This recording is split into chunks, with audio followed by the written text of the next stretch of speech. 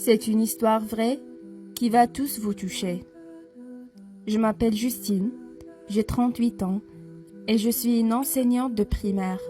Aujourd'hui, je vais partager avec vous mon histoire.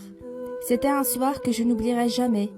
Après le dîner, mon mari et moi étions assis au salon. Chacun de nous était occupé à faire ce qu'il voulait. Moi, je corrigeais un exercice de production, alors que lui, il jouait sur son smartphone. Quand tout à coup, mes larmes ont commencé à couler sur mes joues silencieusement. Mon mari a ressenti ma tristesse. Il a remarqué que quelque chose n'allait pas et m'a demandé pourquoi je pleurais. Je lui ai dit qu'hier j'ai demandé à mes élèves de rédiger une production écrite et de parler de leurs plus grands souhaits.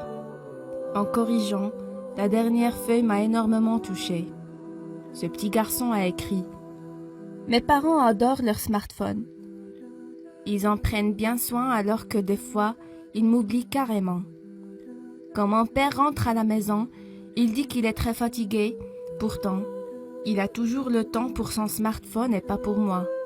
Même quand ils sont vraiment occupés à faire quelque chose d'important et que leur téléphone sonne soudainement, ils courent vite pour répondre. Mais quand c'est moi qui leur demande quelque chose, ils m'ignorent complètement, et ce, même quand je pleure. Mes parents jouent tout le temps sur leur smartphone, mais rarement avec moi. Quand ils sont au téléphone, ils ne m'écoutent jamais. Même quand j'ai des choses très importantes à leur dire, il arrive souvent qu'ils me crient dessus pour aller dormir, regarder la télé sans dire un mot ou aller m'occuper ailleurs tout simplement. Alors, c'est pour cette raison que mon plus grand souhait est de devenir un jour un smartphone. Comme ça, mes parents pourront enfin m'aimer pour toujours, prendre soin de moi, faire attention à moi et m'amener avec eux n'importe où ils vont. Devenir smartphone est mon plus grand rêve, car j'aime trop mes parents. Après avoir tout lu, mon mari m'a regardé avec des yeux pleins de chagrin et m'a dit que ses parents sont insoucieux, qu'ils ont tort d'ignorer leur enfant et que je devrais peut-être leur parler de ce grave problème, car le pauvre petit garçon a besoin de leur attention et de leur amour. Puis il m'a demandé si je connaissais les parents de cet élève. Je lui ai dit que oui, je les connais très bien, car c'est notre fils qui a écrit ça. Mon mari était choqué.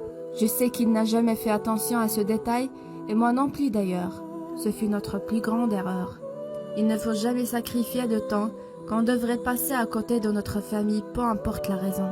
Les smartphones sont conçus pour rendre notre vie plus facile et pratique, et non pas pour nous séparer du monde réel. Sachez qu'il n'est jamais trop tard pour changer votre vie. Profitez au maximum de votre famille et vos proches.